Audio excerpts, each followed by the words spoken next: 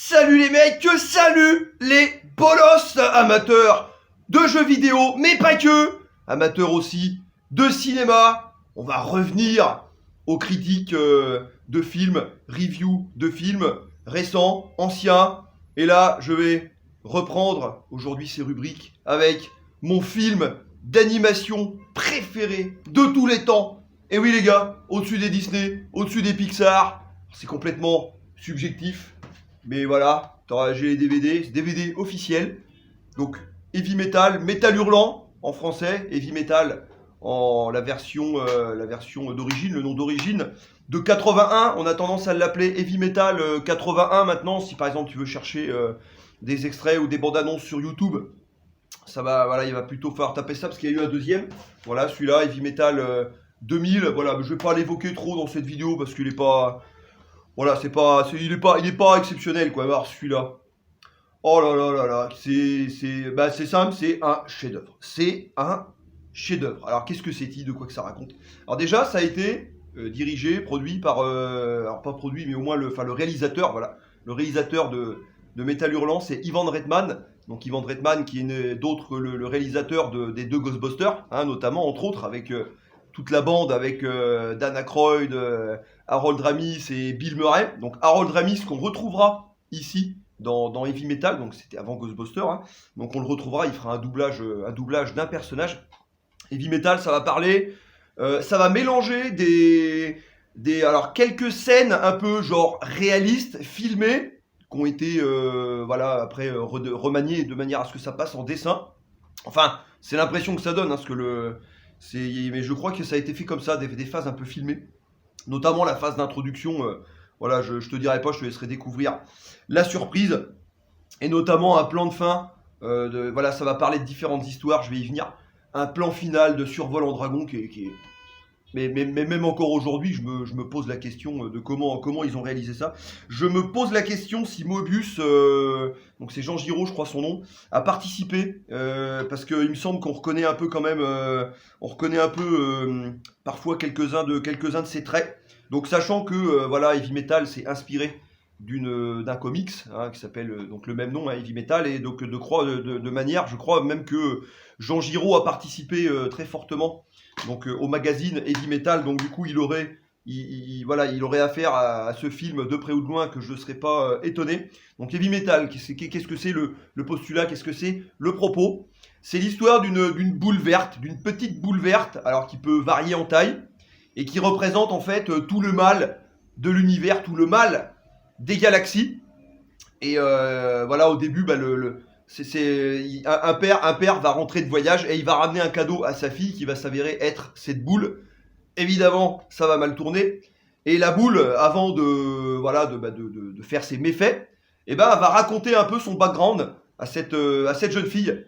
Et donc, voilà, le film, ça va être une succession de petites histoires qui vont durer 10 minutes, 15 minutes, voilà, de cette boule maléfique. Et à travers différents mondes, à travers différents univers, à travers différentes galaxies, différentes ambiances. Et c'est là toute la magie du film.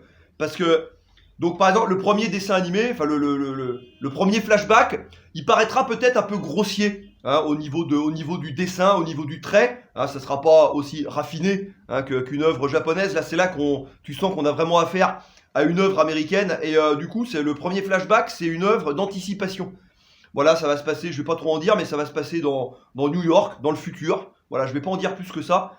Et qu'est-ce que pourrait devenir New York dans le futur, avec voilà, une extrapolation telle qu'on pouvait la voir fin des années 70, début des années 80. Donc du coup, une espèce de futur complètement dystopique, tu vois, mais avec cette vision années 80, c'est juste fabuleux. C'est juste fabuleux. Et après, on va passer alors d'univers en univers, de monde en monde. On va revenir sur la Terre parfois sur d'autres planètes. Et avec des styles graphiques un peu différents, avec des histoires complètement différentes, avec des ambiances différentes. Alors, qui dit Metal Hurlant, dit bande-son.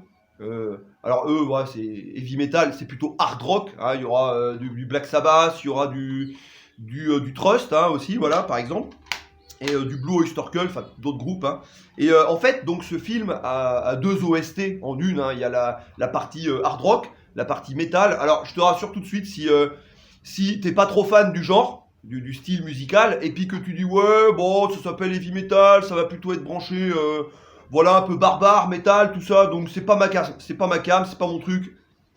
Non, non, range tes principes de côté, et là tu vas prendre une claque comme t'en as rarement pris, quoi. Parce que l'aspect métal hurlant, l'aspect heavy metal, l'aspect hard rock ne va pas prendre le pas principalement sur le film. Le film, ça va être alors parfois heroic fantasy, parfois du futur dystopique, parfois de l'horreur.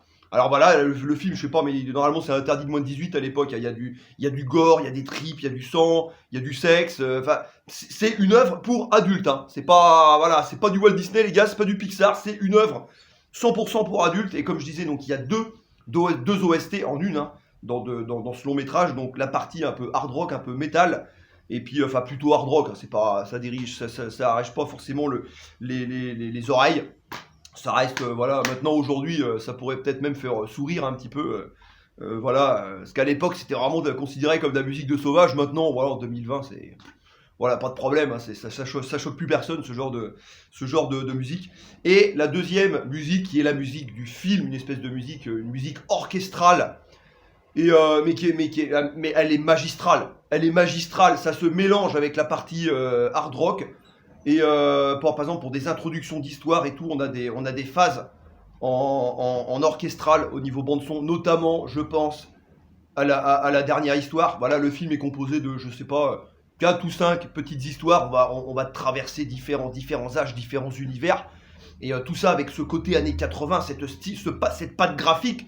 Années 80, à un moment, je vais juste te dire, il va pas y avoir de spoil, mais voilà, un personnage qui va se retrouver sur voilà, un jeune garçon de la Terre qui va se retrouver comme par magie. Hein. D'ailleurs, cette séquence, je pense que Eric Chahi a dû s'en inspirer pour Another World.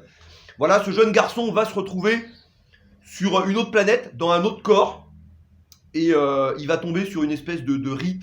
Voilà, un rite sacrificiel en plein air avec une espèce de piscine. Le décor ici, quoi. Le décor ici, quoi. Mais c'est magistral, quoi. Magistral. Donc déjà, là, tu sens vraiment que t'es plus sur Terre, quoi. Donc on a cette espèce de piscine avec une eau un peu poisseuse, tu vois, ça, qui déborde, tu vois. Ils invoquent une espèce d'entité. Et surtout, le fond, le ciel rouge, un espèce de ciel rouge. Ils ont fait une espèce de d'effet, tu vois, avec des espèces de mélanges de peinture, même live, tu vois, on voit le ciel qui bouge et tout. C'est magistral, c'est magistral. La dernière histoire, la bande son, la musique qui va accompagner l'introduction, voilà le rite d'accomplissement de ce qui va se passer, voilà, dans le début de cette dernière histoire. Donc pour ceux qui ont déjà vu le film, ils savent de quoi je parle. Et avec voilà, avec des plans. Donc en fait, je mentionne juste un passage. C'est une héroïne, voilà, la dernière histoire, qui va chevaucher un dragon. Et là, mais elle va traverser des paysages. Les gars, ça c'est de la vraie imagination. Ça c'est de la vraie. C'est du vrai créatif, quoi. C'est quand tu vois ça. Tu vois, moi, quand je regarde ce genre de film, c'est fait pour s'évader. Tu vois, c'est fait pour penser à autre chose. C'est fait pour passer un bon moment, pour voir ce qu'on voit pas, bah, du surréaliste. Ah, tu vois, alors là, mais.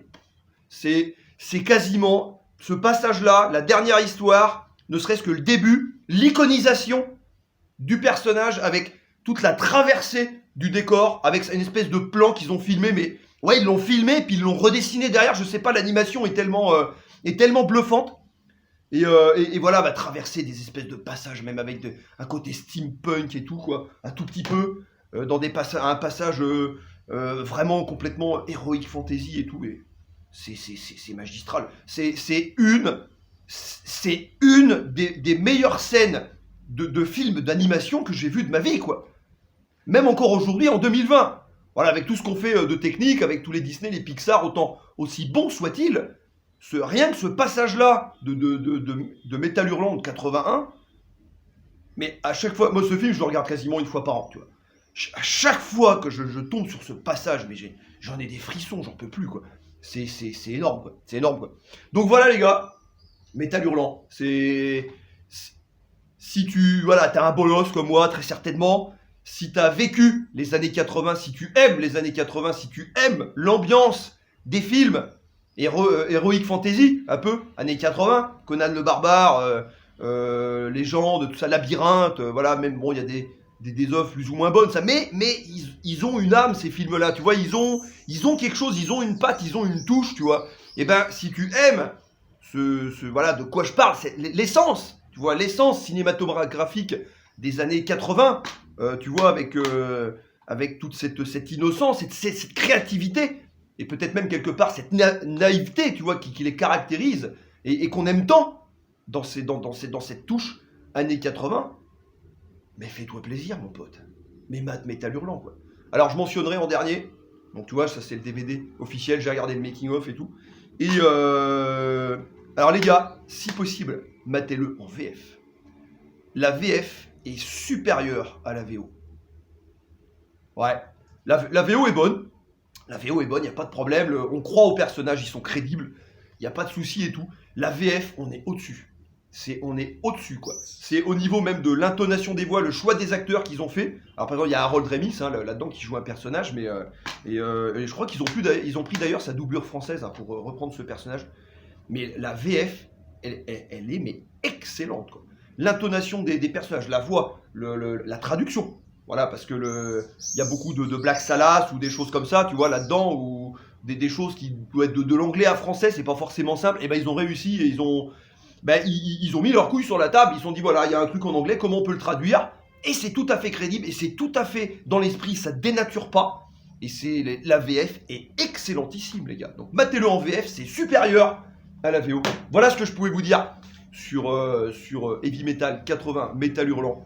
Si tu le connais pas, mais cours, il faut absolument que tu le regardes, quoi. Et puis donc, si jamais tu connais, je pense que ça sera le cas pour une majorité d'entre vous, si tu connais Métal Hurlant, voilà, mets-moi ce que t'en penses dans les commentaires, si tu aimes, si tu détestes, qu'est-ce que tu aimes dedans, évite de trop spoiler, voilà, pour ceux les quelques bolosses, qui ne l'auraient pas encore vu, mais qui, je suis sûr, vont réparer leur erreur juste après cette vidéo. Allez, à plus les mecs! Columbia Pictures presents Heavy Metal, a trip beyond the future to a universe you've never seen before, a universe of mystery, a universe of passionate fantasies, a universe of terrifying evil, a universe of magic. Heavy Metal.